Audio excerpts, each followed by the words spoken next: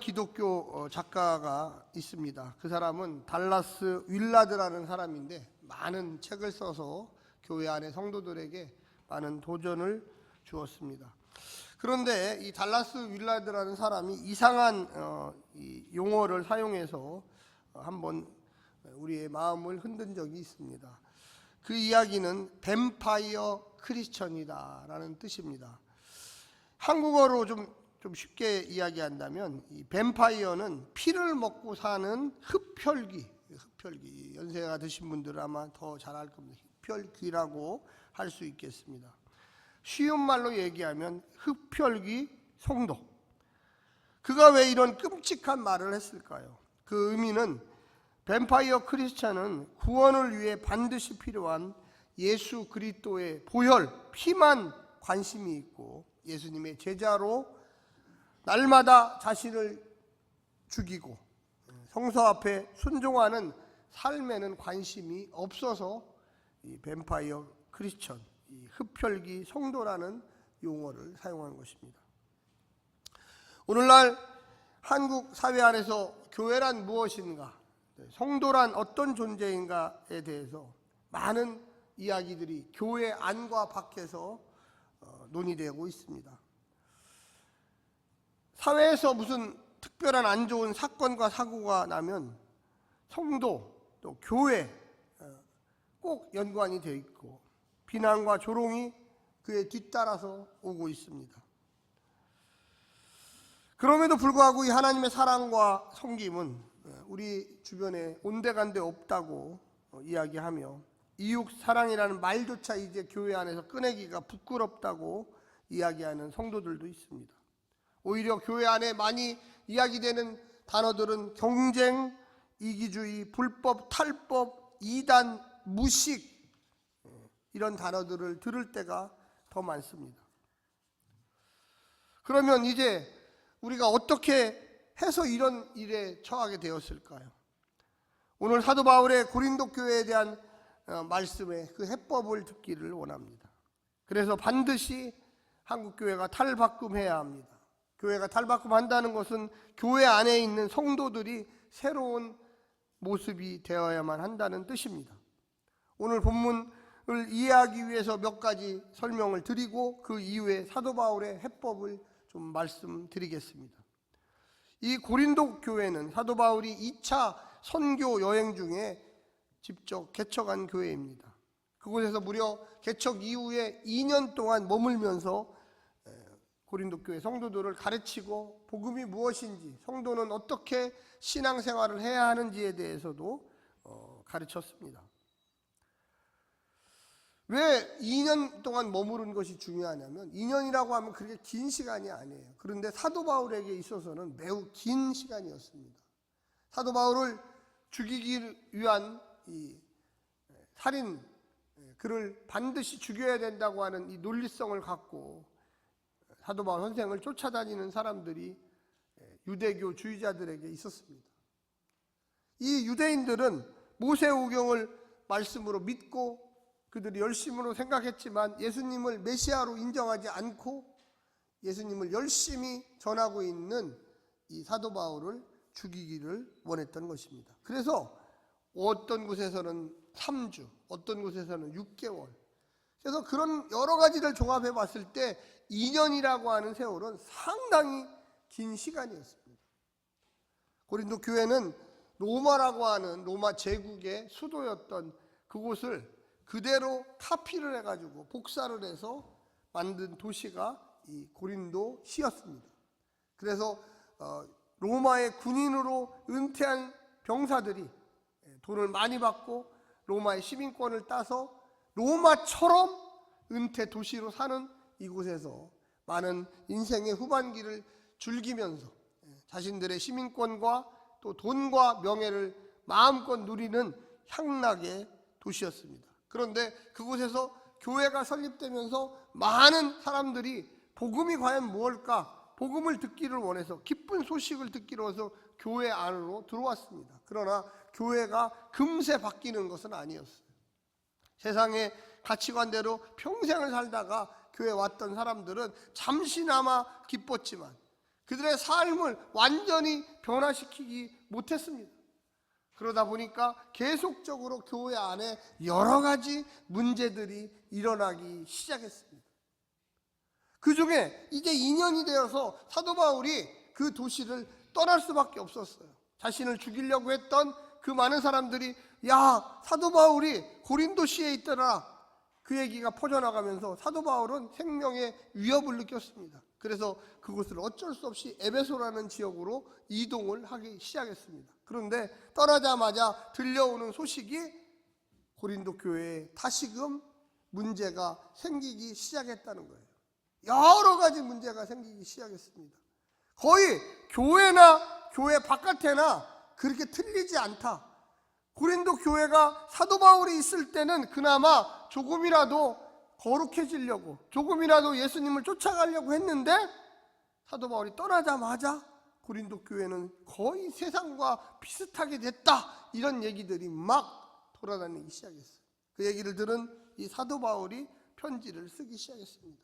너희가 이렇게 하면 안 된다. 너희의 신앙의 문제점들이 이런 거다. 그런데 그 중에 왜 그럼 그렇게 빠른 시간에 고린도 교회가 옛날로 돌아갔을까요? 그것은 예수님을 믿었지만 사도 바울을 싫어했던 이 시기자들, 질투자들, 이 사람들을 유대 그리스도인 설교자라고 합니다. 유대인이면서 예수님을 메시아로 믿었지만 분파가 달랐어요. 이들은 베드로, 요한, 야고보, 예루살렘 분파였습니다. 그래서 그들이 개척해 놓은 이 사도 바울의 교회인 고린도 교회 안에 들어와 가지고 막 사도 바울을 욕하기 시작했어요. 그 내용이 뭐였냐면 사도 바울은 한 번도 예수님을 만난 적이 없다. 사도 바울은 예수 믿기 전에 우리 예수 믿는 사람들을 죽이기 위해서 쫓아다녔던 사람이다. 그가 진짜로 회심을 한 거는 했는지가 의심스럽다. 그리고 그는 확실한 증명서가 없다. 우리는 예루살렘으로부터 설교자라고 하는 증명서를 가지고 이곳에 온 거다. 우리는 많은 재물을 요구하지 않고 예루살렘에서 선교 후원을 많이 해주기 때문에 우리는 편안히 할 수 있다. 사도 바울은 자기가 텐트 메이커, 이 텐트, 이 천막을 만드는 기술자였기 때문에 스스로 벌어서 자비량으로 이곳저곳 선교를 다니다 보니까 사람들에게 자꾸만 선교 후원을 해달라고 그러고 도와달라고 그러고, 우리는 그런 걸 하지 않는다. 아주 이 사도 바울을 원색적으로 비난하는 유대인, 그리스도인 설교자들이 있었어요. 이런 사람들을 유랑 설교자라고 그러는데 고린도 교회에 와서도 계속 사도 바울이 개척하는 교회마다 쫓아다니면서 사도 바울을 욕하고 사도 바울을 질시하고 시기하고 이런 일들을 하기 시작하는 거예요. 제가 목회를 해보니까 저를 시기하는 사람이 많더라고요. 그래서 저도 얼굴 본 적도 없는데 저를 싫다고 이곳저곳에서 막 욕하는 사람이 많아요. 그래서 제가 얼마나 감사했는지, 제가 혹시 사도 바울이 아닌지 아무리 목회를 하다 보면 그래요. 목사들도 똑같아요. 시기 질투가 엄청납니다. 제가 아무 연구도 없는 서울에 와서 지금 목회를 하잖아요. 그래서 대전에 목회를 하다가 서울로 올라왔다고 엄청난 분들이 저를 시기하고 질투하더라고요. 저는 처음에 몰랐어요. 진짜로 그게 그랬나? 근데 진짜로 그래서 저도 참 놀랐습니다. 그래서 대전에서 출생한 사람은 서울에 와서 목회하면 안 되나 봐요. 서울 목회는 서울 사람들이 하셔야 되는 거. 사도 바울이 그랬다는 거예요. 사도 바울이. 그래서 사도 바울이 엄청나게 어려움을 당했어요. 진리를 전하는데 진리로서 끝나면 되는데 거기다가 자꾸만 인간적인 것을 막 덧붙이기 시작해요. 그래서 사도 바울이 편지를 고린도 후서 전서를 쓰면서 야, 예수 믿는 게 뭐냐? 지금부터 중요합니다. 예수 믿는 게 뭐냐? 예수 믿는 게 세상에서 무엇을 하고 어떤 사람이 지지를 하고 베드로의 요한, 야고보가 예수님 만났다고 그들의 제자들이라고 그들은 인정해주고 나는 담에석에서 영적으로 부활한 예수를 만났노라. 할렐루야. 내가 학식이 딸리는 줄 아냐? 내가 유대교를 모르는 줄 아냐? 내가 최고 유대교 지도자 가말리엘의 수제자다. 나는 로마의 시민권도 있다. 나는 물론 유대인이다. 사도 바울이 그런 걸 내세우지 않았어요. 물론 내세울 때도 있었지만 고린도 전서 후서에서는 내세우지 않았습니다. 그럼 뭐라고 했느냐? 여러분 한번 오늘 본문의 16절을 한번 같이 보여주시기 바랍니다. 시작! 그러므로 우리가 이제부터는 어떤 사람도 육신을 따라 알지 아니하노라. 비록 우리가 그리스도도 육신을 따라 알았으나 이제부터는 그같이 알지 아니하노라. 이 말은 뭐냐면 제가 지금까지 설명한 내용이 다 들어있어요. 야, 그래, 맞다. 예수님도 육신이 있었다. 그러나 예수님은 지금 부활했고 그분이 육신을 따지대? 안 따진다. 그런데 왜 이렇게 나를 비방하는 자들, 나를 반대하는 자들, 나에게 자꾸만 도전하는 그들은 육신을 따지냐? 오늘 본문에 거기에 보면은 그렇게 나와 있지 않습니까? 그 중간에 보면 어떤 사람도 육신을 따라 알지 아니하노라. 사랑하는 성도 여러분, 예수를 믿고 교회 안에 들어오셨으면, 하나님의 말씀대로 살기를 원하는 사람이 되었으면 따지지 마시기를 간절히 부탁합니다. 무슨 경상도 사람이다, 전라도 사람이다, 어느 대학을 나왔다,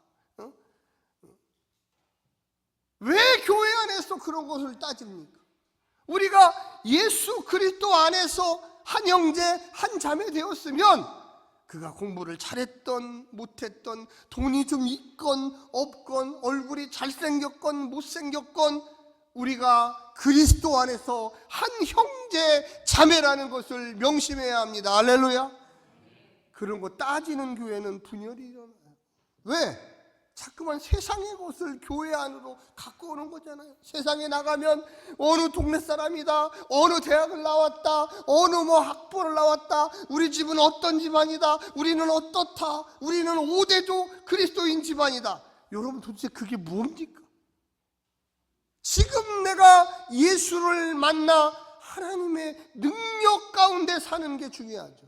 옛날에 저 사람은 술을 먹고 돌아다녔던 사람입니다. 사도 바울은요, 죽이려고 쫓아다녔던 사람이에요. 예수 믿는 사람 죽이려고 내가 저놈들을 잡아, 그 사람이 다메섹 도상에서 예수님 만나 변하면서 내가 예수를 증거하겠노라. 할렐루야. 이전 것은 다 똥과 같다, 필요 없다. 유대교 이 순회 설교자들, 예루살렘에서 온 이들은 자꾸만 자신의 육적인 것, 외적인 것을 강조해요.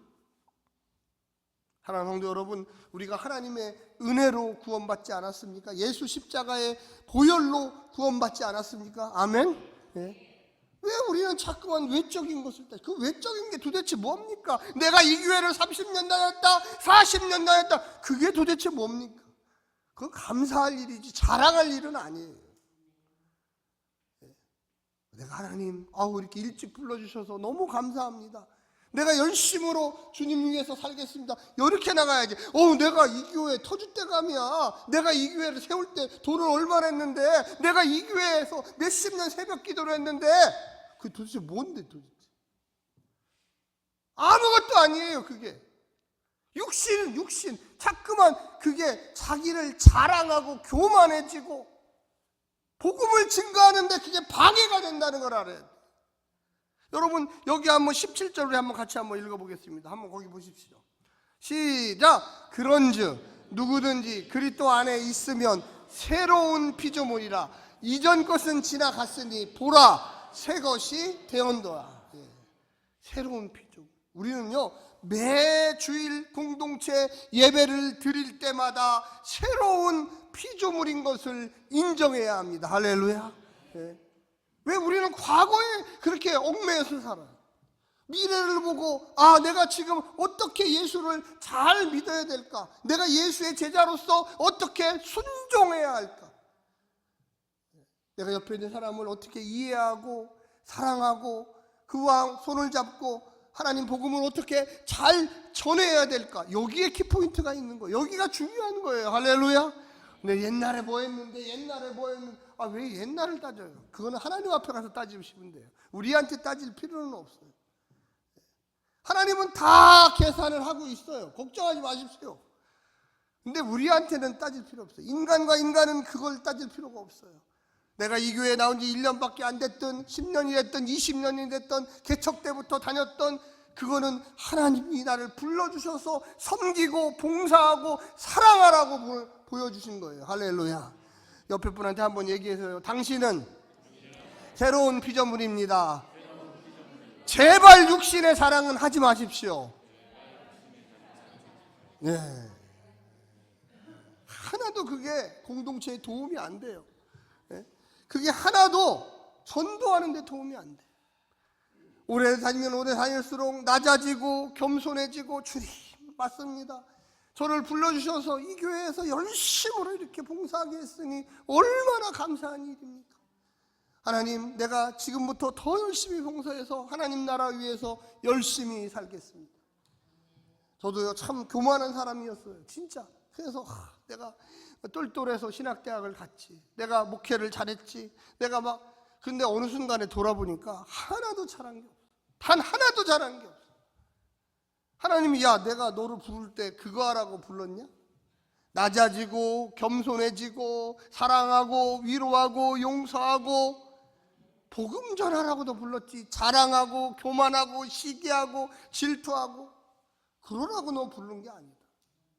근데 우리의 마음속에는요, 끊임없이 육신을 강조하고 싶은 게 나와요. 막 튀어나와요. 막 그냥 입에서 튀어나오고 눈에서 튀어나오고, 막 나보다 더 잘하면 더 신경질이 나. 막 신경질이 나. 저도 그래요. 내 친구 목사가 잘하면 막 눈에서 불이 나가. 저 인간 학교 다닐 때 맨날 술 처먹고 놀던데 왜 이렇게 목회를 잘하는 거야. 막 그냥. 아무도 안 놀라시네. 사도 바울이 그랬다는 거예요. 더 감사하고, 야, 네가 이렇게 개가천선해서 이렇게 예수님을 잘 전하고 교회를 이렇게 잘 섬기고 이렇게 부흥을 시키니까 내가 너한테 좀 한 수 좀 배워야 되겠다, 이래야 되는데 안 그래. 인간은 이 악한 마음이 있어. 막 과거의 것을 다 소환해가지고, 제가 학교 다닐 때 컨닝을 하고, 막 제가 학교 다닐 때 보면 예배 시간에 또 일찍 빼먹고 축도하기 전에 도망가고 했던 그 더러운 얘기를 막 누구 입에서?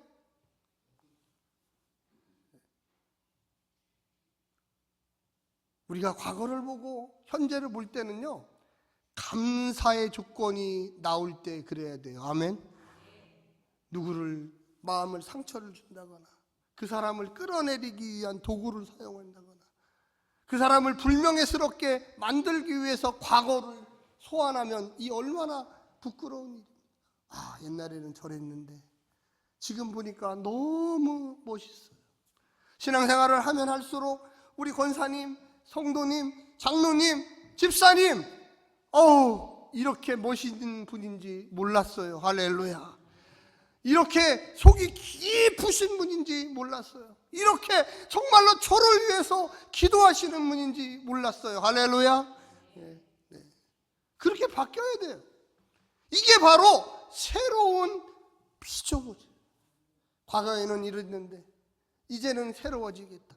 이 사도 바울이 고린도 교회에게, 야, 너희가 옛날에는 싸우고 뭐 어쩌고 저쩌고 하더니 교회 안으로 들어와서 그 과거의 교회 바깥의 생활을 이제는 버리고, 잘못된 것을 버리고, 이 예루살렘으로부터 온 가짜들을 버리고 새로운 피조물이 되라. 할렐루야.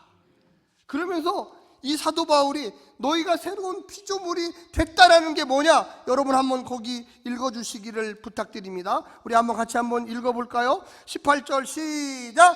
모든 것이 하나님께로 났으며 그가 그리스도로 말미암아 우리를 자기와 화목하게 하시고 또 우리에게 화목하게 하는 직분을 주셨으니. 여러분 아까도 말씀드렸지만 목회자, 목사죠.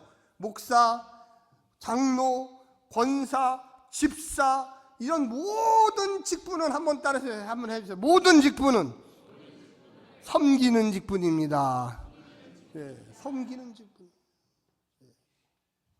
지배하는 직분이 아니에요. 목사가 이 교회를 지배하면 이거는 안 돼요. 오늘날 카리스마 넘치는 많은 목회자들이 교회를 사유화해요. 그래서 재정을 유용하고, 그리고 이 자기 아들이나 딸이나 사위를 교회에다가 담임 목사로 세우고, 그 사회로부터 야 족별 경영이냐? 교회가 무슨 그렇게 아들 뭐 아버지가 목회하면 아들이 하고 뭐 손자가 하고, 너무나 이게 문제. 교회는 내가 예수를 오래 믿었어도 그 기쁨과 감격 때문에 교회를 나오는 거지, 내가 무엇을 하려고 나오는 곳이 아니에요. 내가 옆에 있는 분을 어떻게 섬길까? 내가 이분을 위해서 어떻게 기도할까? 내가 이 사람과 어떻게 하나님의 복음을 잘 증거할까? 이것 때문에 교회 오는 거예요. 이걸 뭐라고 그랬냐? 사도 바울은 화목이라고 그랬어요. 화목.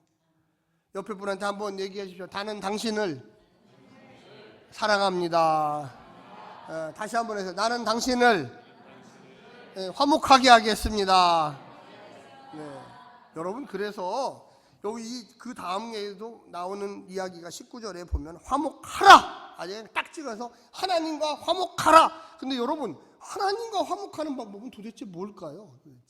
사람하고 화목하는 거예요. 옆에 사람하고 화목하는 거예요. 옆에 사람하고도 잘못 지내는 사람이 어떻게 하나님하고 잘 지낼 수 있어요? 이거는 말도 안 되는 얘기예요. 말도 안 돼. 예수님을 왜 이 땅에 보냈냐? 여기 지금 내용이 그거예요. 죽기 위해서 보냈다. 십자가에서 죽이려고 하나님이 보낸 거, 자기 아들을. 그럼 왜 죽이냐? 왜? 아들을 왜 죽여? 도대체. 사람과 하나님이 화목하라고 하는 거예요. 우리가 만약에 진정으로 하나님의 아들, 딸이면 옆에 있는 사람하고는 너무나 당연히 화목해야 돼요. 할렐루야. 그거 못하면서 어떻게 나 하나님의 아들, 딸입니다. 나는 하나님의 아들, 딸로 살겠습니다.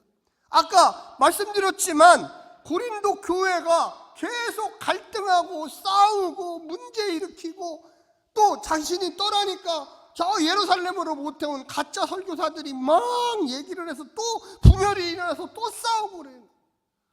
그러니까 사도 바울이 편지에다가 야, 너희들이 진짜로 예수 믿는 사람들이냐? 그러면 이 하나님의 왜 예수님 보내셨는지를 한번 생각해 봐라. 그리고 화목해라. 하나님과 화목하는 거는 네 옆에 있는 사람하고 화목하는 거다. 그들과 마음을 열고 사랑하고 용서하고 받아들이고, 너희들을 통하여 하나님의 인품이 드러난다. 여러분과 저를 통해서 하나님의 인품이 드러나는 거예요. 할렐루야.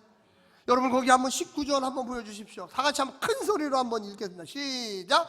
곧 하나님께서 그리스도 안에 계시사 세상을 자기와 화목하게 하시며 그들의 죄를 그들에게 돌리지 아니하시고 화목하게 하는 말씀을 우리에게 부탁하셨느니라. 여러분과 저에게 야, 가서 화목해, 화목하라는 걸 부탁하셨다고 그래서 부탁.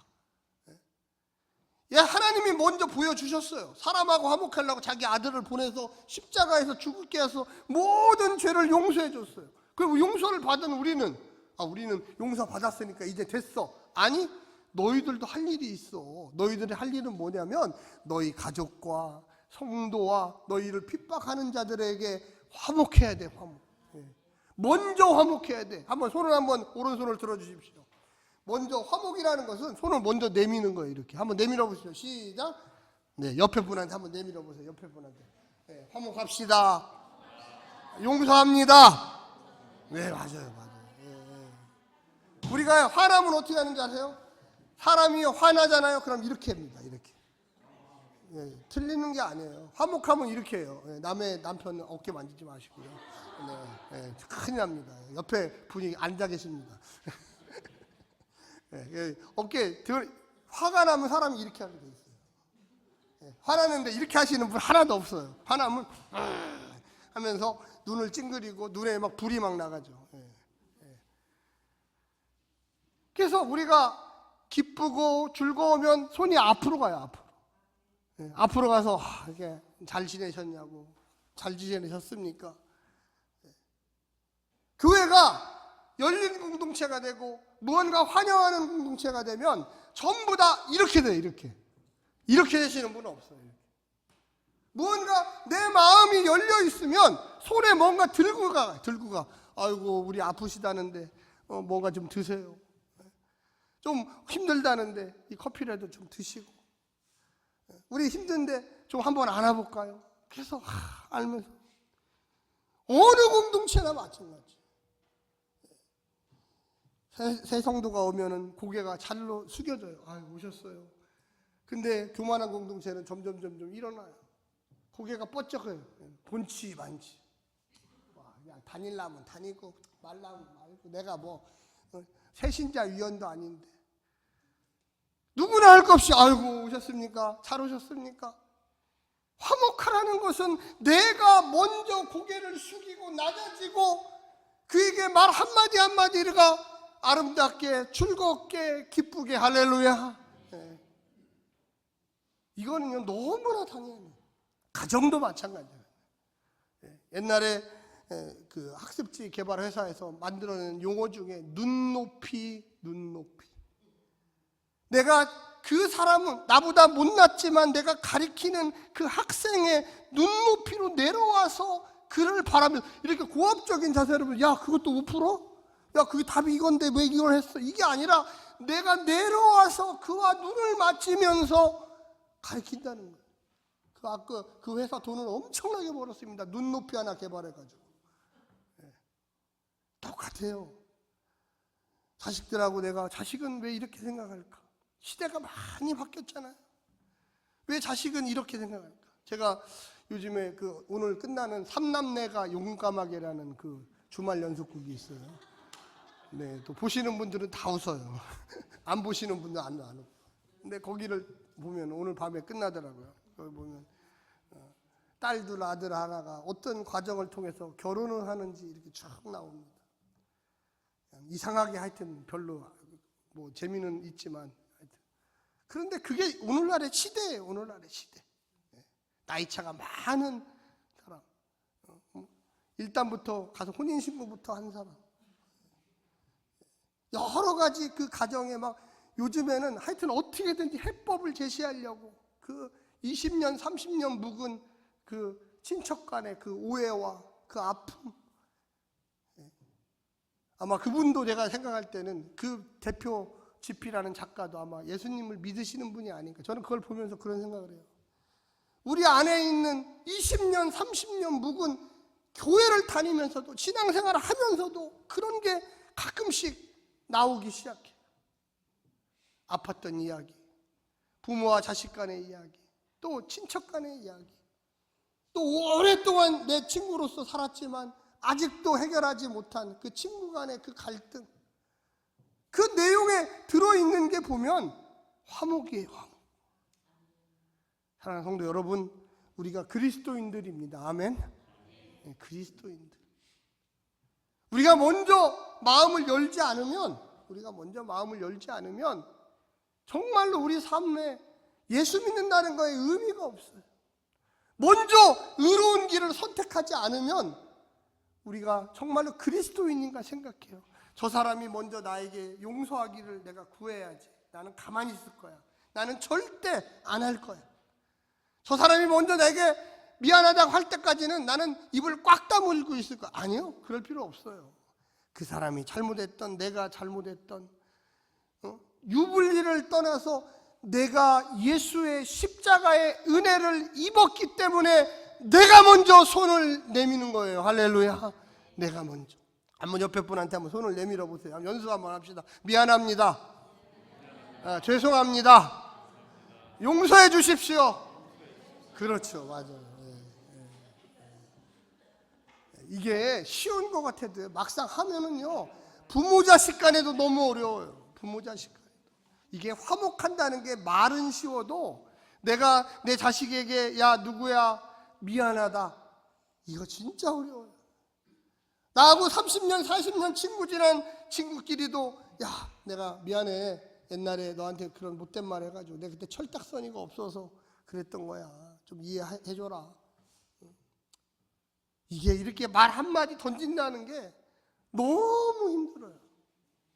그런데 우리가 예수를 믿기 때문에 던져야 돼요. 아멘. 예수를 믿기 때문에 손을 내밀어야 돼요. 어쩔 때는 하나도 나는 잘못한 게 없어. 그가 다 잘못했어. 그런데 오해. 잘못된 것 때문에 이게 얽히고 설키고 1년, 2년, 3년, 4년 얽혀요. 지나고 보면 그렇지, 내가 잘못한 건 없어. 그런데 상황상 오해가 생겼어. 상황상 옆에 있는 사람들이 말을 잘못 전달해서 이게 깊어졌어. 그럼 그래 내가 권사인데, 내가 장로인데, 내가 집사인데 내가 찾아가야지. 사과라도 한 박스 사서 가서 아유 미안해, 내가 그러려고 한 건 아닌데 이상하게 꼬여가지고 우리가 왜 이렇게 됐냐. 같은 교회에서 수십 년 예수를 믿고 같은 직장에서 수십 년 같이 일을 하는데 참 잘 지낼 수 있는 관계였는데, 좋은 관계였는데, 여기 본문에 보면은 여러분 20절에 제가 읽겠습니다. 그러므로 우리가 그리스도를 대신하여, 사신은 대사예요, 대사. 사신이 되어 하나님이 우리를 통하여 너희를 권면하시는 것 같이, 우리를 통하여 너희를 권면하시는 것, 밀어붙이라는 거죠. 그리스도를 대신하여 간청하노니 너희는 하나님과 화목하라. 할렐루야. 대신 미는 거예요. 사도 바울이 야 싸우지 말고 고린도 교회야 화해하고 화목해야 돼. 그게 하나님의 뜻이야. 하나님은 우리 인간들과 화목하기 위해서 예수님을 강제로 보내가지고 십자가에서 피를 흘려 죽였잖아. 그래서 너희들은 그것도 못하냐? 예수님은 자기 자신의 생명을 다 바쳐서 화해를 했는데 네 자존심, 네 뭐 이유 그런 거 다 떠나서 내가 그리스도인이기 때문에 손을 내밉니다. 성도와 성도끼리도 마찬가지고, 설사 교회 안 다니는, 이해 못하는 그 사람에게도 마찬가지예요. 가족도 마찬가지예요. 아버지가 다 잘했어도 자식이 아파하고 힘들어하면 아들아, 딸아, 내가 너에게 그렇게 얘기한 게 너를 생각해서 그런 건데 혹시라도 네가 마음이 아팠으면 용서하고 이제 좀 좋은 관계가 되자. 아멘. 네, 정말로 필요한 거예요. 우리 그리스도인들이 세상으로부터 욕먹는 이유, 조롱당하는 이유, 우리 안에 사랑이 부족하고, 우리 안에 먼저 손 내미는 게 부족하고, 우리 안에 너무나 내중심적인 이기주의가 널려 있기 때문에 그렇습니다. 사랑하는 성도 여러분, 오늘 본문을 통하여 하나님과 반드시 화목해야 하는 성도들이 누구인지를 깨달으시기를 간절히 부탁합니다. 기도하겠습니다.